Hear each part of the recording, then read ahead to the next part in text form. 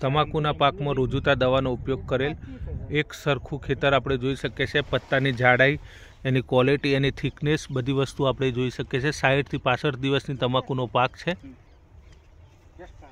ભાઈ આપનો પૂરો પરિચય આપીશું। પટેલ નરેશ કુમાર પ્રવીણભાઈ મારું નામ, ગામનું નામ કરણપુર, તાલુકો હિંમતનગર, જિલ્લો સાબરકાંઠા। બરાબર।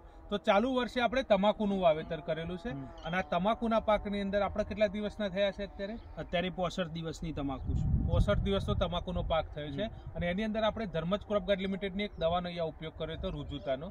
તો આ જે રુજુતા દવા આપણે અહીંયા વાપરેલી છે તો એનાથી શું ફાયદો આપણને તમાકુના પાકમાં જોવા મળે છે? ધર્મજ ક્રોપ ગાર્ડની જે રુજુતા દવાથી અને પડગમ બંને દવાઓનો સ્પ્રે કરેલો હતો। 2 રાઉન્ડ કરેલા છે આની અંદર।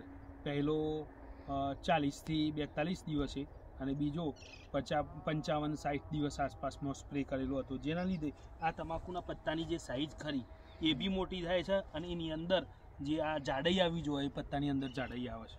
એક આપણો મોલામસીનો પ્રશ્ન હતો એટલે આપણે પડગમ દવા વાપરી હતી અને તમાકુની અંદર આપણે જે પત્તાની સારી સાઈઝ અને વજન માટે આપણે રુજુતા દવાના 2 વાર છંટકાવ કરેલા છે।